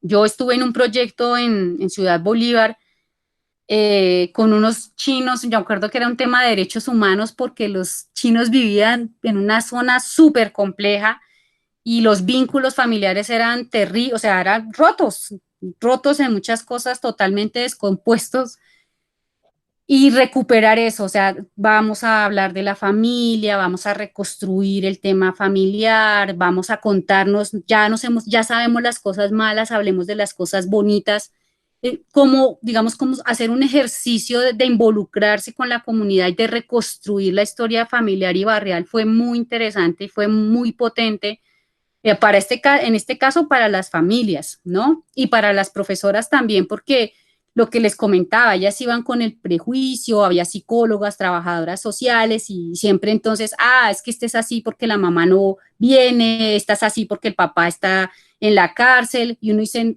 que creo que Inés Rosbaco lo dice, uno no puede enfrentarse a los niños y las niñas pensando que son menos, que no aprenden o que ya vienen de por sí dañados, ¿cierto? O sea, si uno de entrada piensa que los niños y las niñas tienen un problema, pues difícilmente puede construir algo, promover el conocimiento en ellos y ellas. Y en ese sentido yo creo que la labor de los docentes es muy de eso, de saber quién entra a sus aulas, ¿cierto? No solo saberlo por el número, por el observador, por la inscripción en la lista, sino uno tiene, ahí sí la etnografía creo que nos brinda muchas herramientas, o sea, de volverse un muy buen observador de aula, uno, no el observador, e ir detallando como cuáles son las potencialidades de cada niño y cada niña, e ir tejiendo con esas familias, ¿no? Porque, insisto, Ahora que, le creo también a los autores que he nombrado, o sea, no es un problema de solo trabajar con los niños y las niñas, sino también de trabajar mucho de la mano con las familias.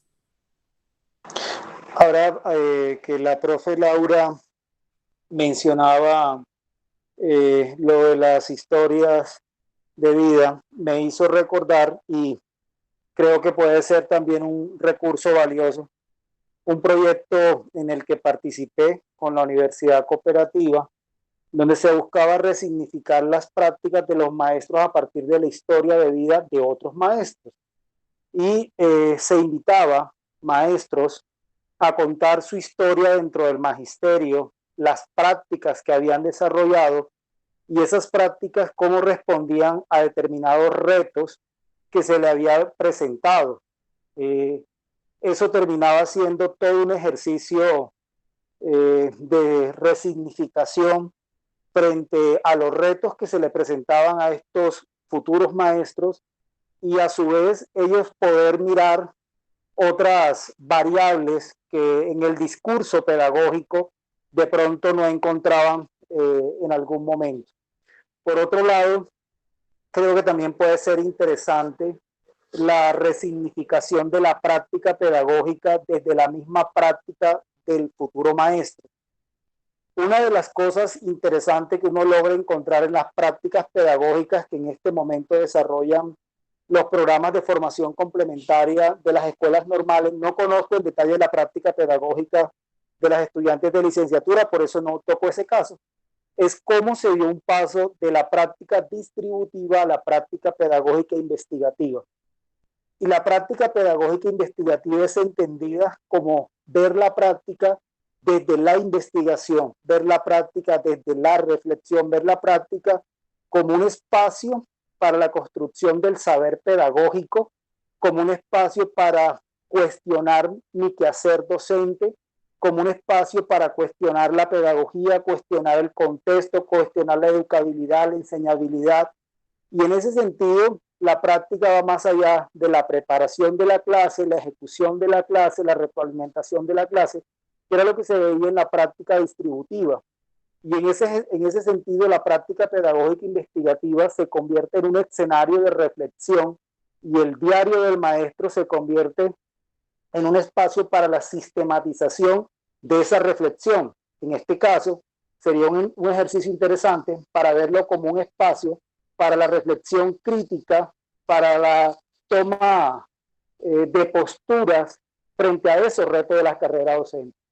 Por otro lado, creo que también sería interesante, y bueno, ya eso sí, no sé hasta qué punto, el poder abordar los retos de la carrera docente. Una de las cosas que se encuentra, pues que uno se encuentra que los recién egresados cuestionan mucho, es porque muchas veces eso no se dice dentro de la licenciatura. Y no se dice es los retos a los que el maestro se tiene que enfrentar y las realidades que se viven dentro de la carrera docente. Cuando yo estudiaba la licenciatura, en algún momento vi un seminario sobre problemas sociales contemporáneos. Y en ese seminario de problemas sociales contemporáneos, desde la pobreza en adelante, se abordaban situaciones que en este momento eran de urgente atención. Entonces sería también interesante para la formación del futuro licenciado poder dimensionar esas otras aristas de la carrera docente y cómo el maestro frente a ellas puede asumir también un ejercicio que permita abordarlas e ir más allá, de tal manera que pueda asumir una actitud propositiva. Gracias, profe Juan Carlos.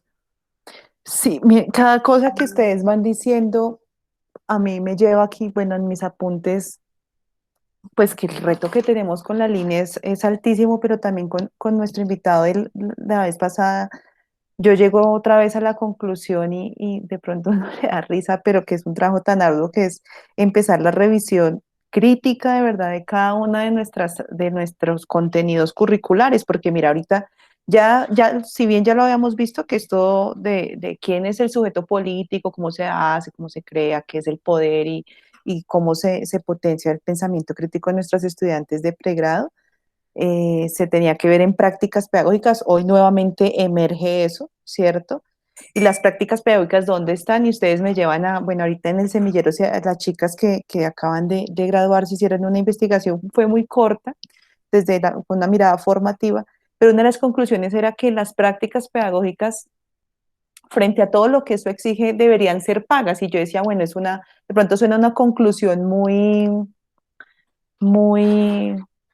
materialista, ¿no? Pero era ver una postura de estas chicas frente a qué tuvieron que dejar, ¿no? O sea, para poder hacer el ejercicio de práctica en nuestro programa, ellas deben cumplir con unas horas y muchas tuvieron que dejar su trabajo o cambiar turnos, hacer turnos nocturnos para poder hacer la práctica en la institución que le asignaba la universidad. Entonces, ¿cómo nos pensamos ahí nosotros? Porque todo esto que nos lleva es, claro, como profesores y sabemos que detrás de nosotros, pues arriba más bien, ¿no? Arriba de nosotros hay otras personas que van a tomar las pues, decisiones, pero parte de esto es la práctica pedagógica me lleva a pensarnos en una materia que se llame algo así como ¿quién soy yo para trabajar lo que es proyecto de vida? En lo que nos invita al liceo de trabajar la biografía, la subjetividad, qué rupturas hay, qué no desnaturalicé, qué sí desnaturalicé, todas estas cosas que ustedes vienen conversando y, y pues este reto que propone el profe Luis Juan Carlos de resignificar esa práctica pedagógica, una mirada investigativa, pues porque va hacia el pensamiento crítico. Siento que es un montón lo que hay que hacer. Yo me devuelvo y yo lo llevaría como al tema de la lectura. Tendría en remojo lo de trabajar todo lo que es el fraternizar las narrativas, el reconocernos en nuestra propia historia, como nos cuenta la profe Lisset, y eh, cómo darles a nuestros estudiantes formas para implementar ser sujeto político. Esas formas de implementar me quedó sonando mucho porque sí, uno muchas veces dice, no, es que es esto y habla de unos autores súper chéveres, pero las chicas quieren cosas más aterrizadas porque finalmente es su primera espacio académico y que es donde ellas muchas veces dicen, ¿no? ¿Qué ventajas tienen las técnicas sobre nosotras? Pues es que ellas llegan con actividad, con una dinámica, ¿saben? Tienen dominio de grupo y nosotros manejamos un montón de teoría y a veces no sabemos qué hacer con ellas. Decían en algún momento en un encuentro con algunas egresadas, no un encuentro oficial, sino con algunas egresadas con las que yo conversaba. Entonces, como que ahí esa brecha es la que nos tiene también que poner en cuestión. Pues yo cerraría con eso, yo invito a mis compañeros, a Olga, a Jenny, a Isabel, a que nos regalen su cierre, como cómo nos vamos de nuestro círculo, al profe Luis Juan Carlos, y nuestros estudiantes quieren también conversar de cómo se van, porque, porque sé que nos alargamos, pero es que además siento que quedan muchas cosas, ¿no?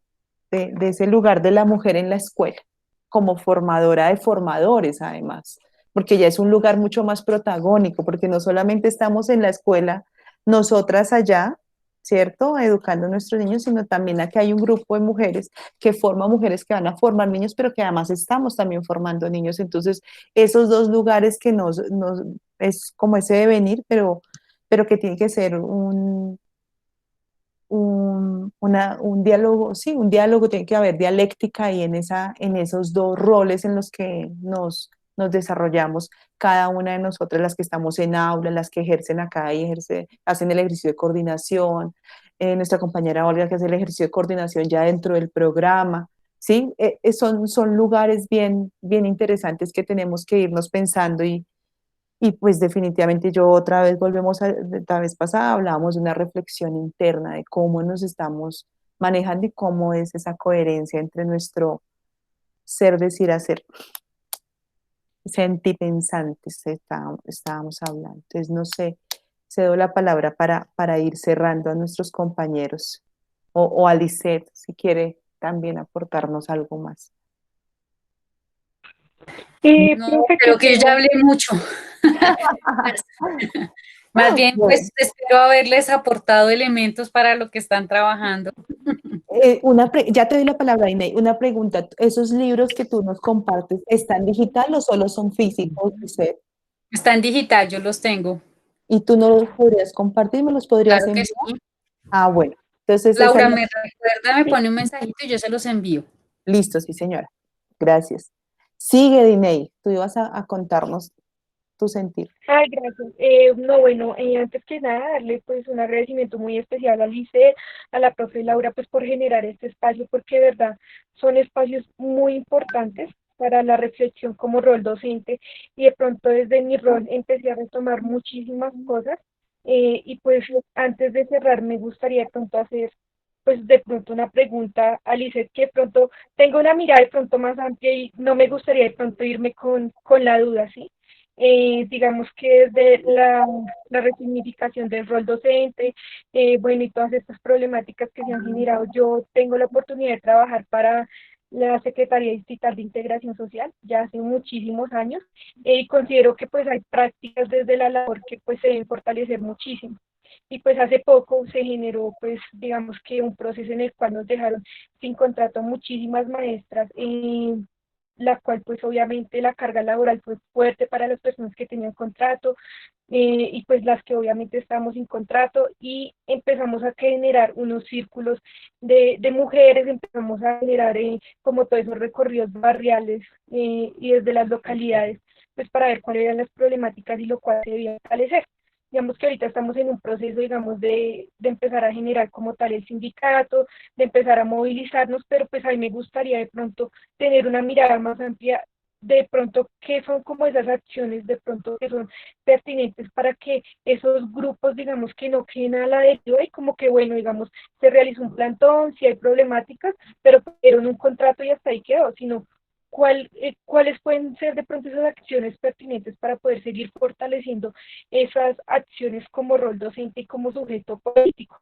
De pronto, pues me gustaría no irme con la duda y yo sé que de pronto pues ya estamos de tiempo, que obviamente ya está muy extenso, pero de pronto lo que tú dices, digamos, una acción de pronto como el retomar, digamos, todas como la historia, todo eso, pero de pronto si hay de pronto esas acciones para poder seguir fortaleciendo todo eso.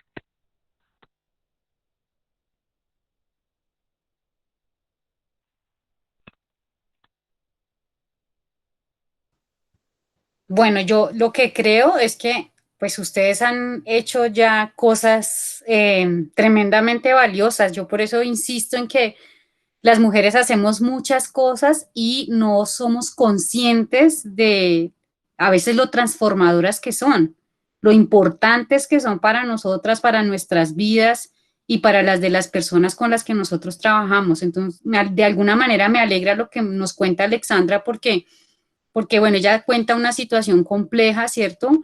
Pero como que la salida fue juntarse, fue encontrarse, fue hermanarse, que es muchas, digamos que las organizaciones sociales casi que nacen de ahí, ¿no? Muchas organizaciones, uno piensa en las organizaciones de víctimas y digamos que una de las cosas que las junta, en un momento las juntó el dolor y cómo ese dolor se convirtió pues en expresión política, ¿no? Empieza a buscar cómo llevar su dolor adelante. Y así creo que también pasa mucho en los barrios, o sea, las mujeres, ¿por qué se juntan? Porque encuentran una necesidad que no se ha podido de alguna manera solucionar o solventar, y es hermanándose que encuentran salidas a esa situación. Y pienso que lo que nos cuenta Alexandra es muy, muy valioso. Por eso yo creo que lo que tendrían es que seguir impulsando lo que han venido adelantando, o sea, no perder lo que ya el camino como que han venido construyendo, ¿cierto? De pronto sistematizar esa experiencia que ya pues han adelantado de alguna manera y mirar la posibilidad de lo que ya comentaba de la sindicalización, ¿no? Que siempre es una posibilidad, o sea, es una necesidad, incluso pues organizarse para, digamos, de alguna manera poder enfrentar estas situaciones pues de las mujeres, ¿no? O sea, insisto en eso, o sea, las mujeres nos organizamos para enfrentar las exclusiones que nos sacan como del juego. Y en este caso, pues el tema laboral es una de esas, ¿no? En otros casos, pues es la violencia, nos organizamos para atacar la violencia, para defendernos de la violencia. Y creo que en este caso de las maestras es uno para que se reconozca su voz y dos para lo que creo que he dicho en toda la charla y es cómo no se valora el trabajo, realmente no se valora el trabajo del cuidado de la infancia, ¿no? Gracias, Lisette. Y ahí me llevas también a hablar de todas las posibilidades que tenemos de participación, ¿no? Cómo vamos a formar a nuestras estudiantes en los lugares de participación que tienen, el ejercicio como de una participación genuina así como lo habla Roger Harsel con la infancia, cómo hacerlo con las mujeres, porque siento que también con esto que nos comparte Alexandra como estudiante del programa, fue una experiencia en Secretaría de Integración, además me parece súper lindo. Eh, es bueno, y ella tiene esas herramientas porque está ahí, tiene quien le apoye y las que no, y cómo mostrar, porque esto del sindicato a mí me lleva a otra cosa, ¿no? Porque hacer sindicato ya está echado como de ser algo malo, no está bien hacer valer tus derechos, porque ¿cómo le vas a hacer eso al que te da Sí, de de acuerdo. comer? ¿Cómo le vas a hacer eso al que te da de comer? Y más dentro de una universidad privada, ¿no? Entonces, sí, ese llevo como reto de cómo enseñar a los estudiantes estos desde la línea, cómo nos vamos a proponer enseñar mecanismos de participación genuina, lo que ya tenemos, porque además es como si lo que ya hemos ganado lo estuviéramos perdiendo de nuevo. Entonces, me dejas ahí también eso con tu pregunta, Alexandra. No sé, los compañeros. Bueno, muchas gracias, muy buenas noches. Mi nombre es Olga Villamil. Pues a mí la verdad me deja muy emocionada y cada vez que usted hablaba, yo llevo la módica suma de 26 años en aula, donde he vivido todo lo que usted ha dicho. También trabajé como docente de apoyo pedagógico para las madres comunitarias de Chía. Yo las organicé para que ellas pudieran ser conscientes de su labor a través de la misma labor que estaban efectuando. Entonces, todo lo que la doctora habla me motiva y me llega a mi ser porque lo viví. Y cada vez que yo entro a una tutoría con mis estudiantes, yo les hago caer en cuenta eso porque también tuve una vida no muy fácil, tampoco difícil, pero las decisiones las toma uno y en el momento que corresponde. Entonces, doctora, muchísimas gracias, de verdad. Y esto vamos a llegar muy lejos con esta línea de poder. Dios la bendiga. Lisette, muchas gracias, Olga, por sus Bueno. palabras. Muy bonito. Yo admiro profundamente a las mujeres. Creo que, pues, yo también me crié en un barrio y precisamente yo creo que de ahí surgió como el interés por indagar sobre las mujeres, ¿no? Y pues de verdad como visibilizar todo lo que hacían sin ellas darse cuenta de que ellas eran las protagonistas. Y yo creo, insisto en eso, soy muy insistente en que nosotras las mujeres tenemos que recuperarnos en nuestra propia historia, no dejar de pensar que lo que hacemos es chiquito, que es poco importante, que nadie le va a ver el valor. No, nosotras hacemos de verdad cosas grandiosas que a veces ni siquiera la sociedad sabe valorarlo, ¿no? Y no por eso tenemos que de seguir invisibilizando lo que hacemos. Entonces, muchísimas gracias por sus palabras, Olga.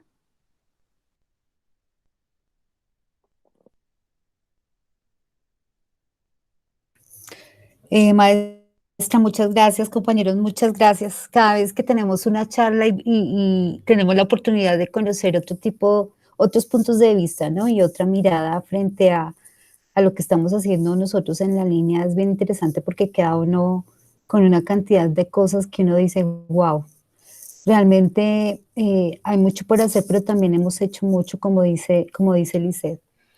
Y considero que mire, el sembrar esas semillas, las ve uno, por ejemplo, cuando dice Alexandra, esas cosas tan lindas.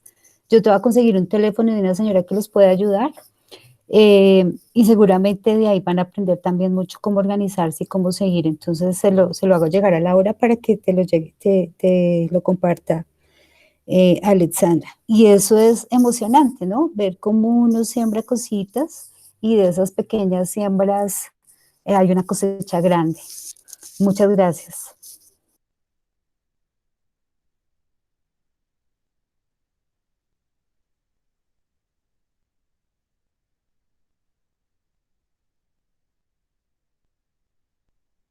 Bueno, hay un silencio ahí.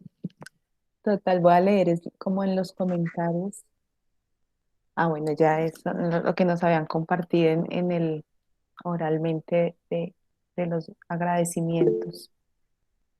No, yo también, yo cierro y yo sé que en nombre de cada uno de los compañeros, pues te agradecemos mucho tu asistencia, el tiempo que nos has dedicado, porque sé que que el tiempo es algo muy sagrado en muchas cosas, ¿no? Porque yo siempre lo comparo con el regalo. Cuando uno le regalan algo, no es una cosa material, sino es el tiempo. Y que nos compartas tu experiencia, tu postura. eh, Nos mandas ahí, pues como entre líneas a lo que yo te decía, a interpretar varios retos con los que nos tenemos que ir. Ahora el tema es, bueno, hay que escribirlo y pues te estaremos compartiendo qué avanzamos. Te pediré los libros y pues agradecer a mis compañeros del grupo que hayan asistido el día de hoy, a las estudiantes del semillero, su escucha, sus intervenciones, porque sé que es muy nutrido y pues a mí esto sí nuevamente me emociona porque el cierre pasado nos llevaba a ver esto como con una mirada esperanzadora, con una mirada de alegría frente a lo que nosotros estamos haciendo, no quedándonos en ese lugar de soñadores y, oh, todo es lindo, no, sino de verdad con los pies en la tierra, pero pensando en que sí se puede hacer una transformación y más frente a este lugar de, de formadores, de formadoras en primera infancia, ¿sí? Yo por eso decía, de pronto a mis 80 años tenga el gusto de ver hombres, bueno, si llego a los 80, ¿será que sueño mucho?